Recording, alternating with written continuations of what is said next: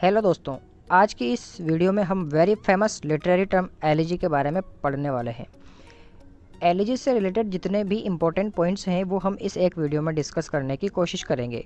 तो चलिए दोस्तों शुरू करते हैं एलिजी। दोस्तों एलिजी का मतलब होता है सैड पोइम, एक ऐसी कविता या गीत जो दुख भरा हो, जिसके जरिए कवि या पोइट किसी की डेथ हो जाने पर उसके प्रति अपनी सहानुभूति या अपनी भावनाओं को गाकर व्यक्त करता है। दोस्तों वो होती है एलिजी।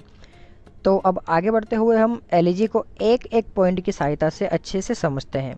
दोस्तों यहाँ पर हमारा सबसे पहला पॉइंट है, the word elegy has been taken from the Greek word elegos which means funeral lament. दोस्तों एलिजी शब्द जो है वह ग्रीक भाषा के एलिजोस शब्द से लिया गया है, जिसका मतलब होता है अंतिम संस्कार में किया जाने वाला विलाप। अब नेक्स्ट पॉइंट देखते हैं। Elegy is a form of poetry in which the poet expresses sadness, grief and sorrow on the death of a family member, close friend और pet animal। दोस्तों एलिजी जो होती है वह पोइट्री का ही एक रूप होता है, जिसमें कवि अपने दुख, दर्द और मायूसी जैसे नकारात्मक भावों को व्यक्त करता है अपने किसी फैमिली मेम्बर, पेट एनिमल मतलब पालतू जानवर और किसी बेस्ट फ्रेंड की डेथ हो जाने पर। It does not focus on rhyme scheme, meter और स्टेंजा फॉर्म। दोस्तों एलिजी जो होती है उसको इनफॉर्मल तरीके से एक्सप्रेस किया जाता है, क्योंकि इसमें ना तो राइम स्कीम पर ध्यान दिया जाता है और ना ही मीटर स्केल और स्टेंजा फॉर्म पर फोकस किया जाता है। जबकि हमने सोनेट में पढ़ा था कि उसको बहुत सारे नियमों को ध्यान में रखते हुए फॉर्मल तरीके से एक्सप्रेस किया जाता है, जबकि एलिजी में ऐसा नहीं होता है, क्योंकि इसमें पोइट अपनी भावनाओं को व्यक्त करता है और हम जानते हैं कि भावनाओं को या फीलिंग्स को नियमों में बांधकर व्यक्त करना पॉसिबल नहीं है। दोस्तों यहाँ पर हमारा नेक्स्ट पॉइंट है, The form of elegy we see today was first introduced in the 16th century। इसका मतलब ये कि जो एलिजी का वर्तमान रूप है वो सबसे पहले 16वीं शताब्दी में हमारे सामने आया था।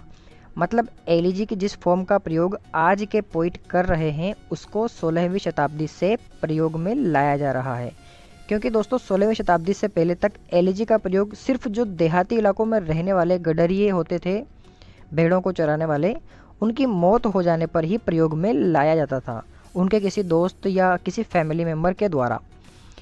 In the elegy the poet expresses anger about death and ask questions about destiny और जस्टिस। दोस्तों इसमें कवि के द्वारा गुस्सा व्यक्त किया जाता है वो जो डेथ हो जाती है उसके ऊपर, और साथ ही उसको लेकर क्वेश्चंस पूछे जाते हैं, जैसा कि हम आमतौर पर देखते हैं लोग कहते हुए सुने जाते हैं कि हे भगवान ऐसा क्यों हुआ, हे भगवान ऐसा इसके साथ ही क्यों होना था, आदि आदि।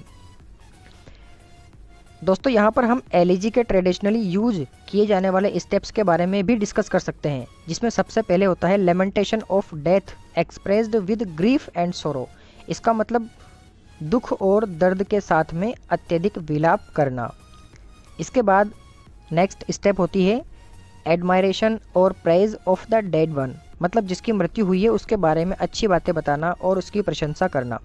इसके बाद में सबसे अंत में होता है कंसोलेशन, मतलब अपने आप को और सभी को सांत्वना या तसल्ली देना। तो दोस्तों ये एलिजी से जुड़ी हुई सारी बेसिक डिटेल्स हम यहाँ पर डिस्कस कर चुके हैं। अब आगे बढ़ते हुए हम यहाँ पर टाइप्स ऑफ एलिजी मतलब एलिजी के प्रकार के बारे में डिस्कस करेंगे। यहाँ पर हमारा एलिजी का सबसे पहला और सबसे इम्पोर्टेंट प्रकार होता है पैस्टोरल एलिजी, मतलब देहाती शोक गीत। It is the oldest type of elegy which is used by ancient Greeks. दोस्तों यह एलिजी का वही सबसे पुराना प्रकार है जो 16वीं शताब्दी से पहले तक प्रयोग किया जाता था प्राचीन ग्रीक वासियों के द्वारा, और आज भी इसका प्रयोग किया जाता है। In pastoral elegy the poet represents himself as a shepherd who mourning the death of a fellow shepherd. दोस्तों इसमें कवि अपने आप को एक गडरिये के रूप में प्रस्तुत करता है जो कि अपने किसी साथी गडरिये की मौत हो जाने पर दुख व्यक्त कर रहा है। मतलब अब हम समझ गए हैं कि पेस्टोरल एलिजी का प्रयोग किसी देहाती गडरिये की मौत हो जाने पर दुख व्यक्त करने के लिए किया जाता था। The pastoral elegy includes rural components because it generally uses in rural areas.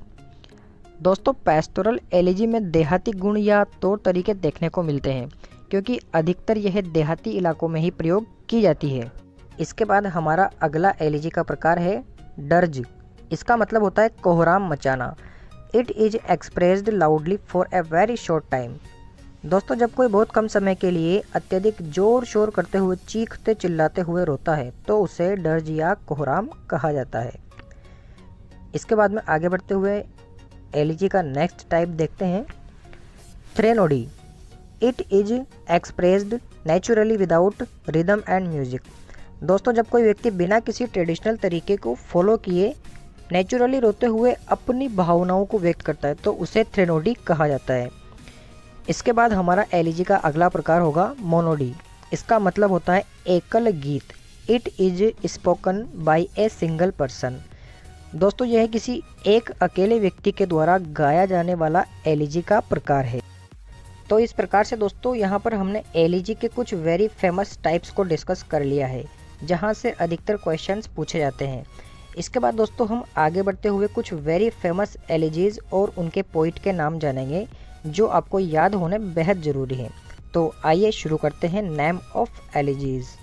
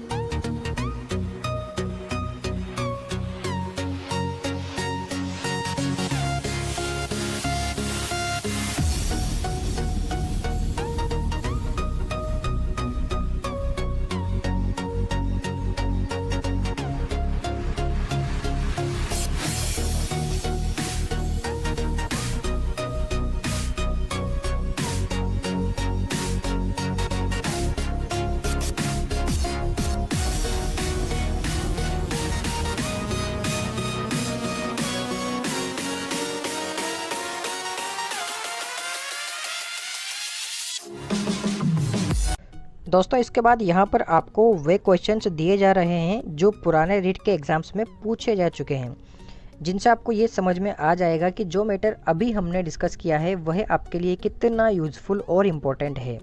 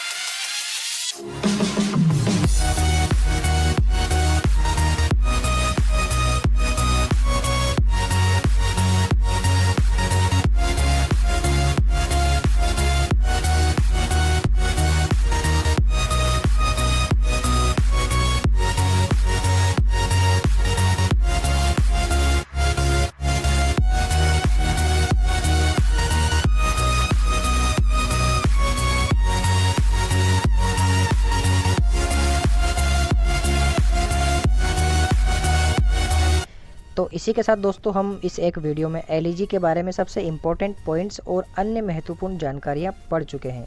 उम्मीद करता हूँ कि आपको ये वीडियो पूरा समझ में आया होगा, जो आपके लिए आने वाले एग्ज़ाम्स में बेहद फ़ायदेमंद साबित होने वाला है।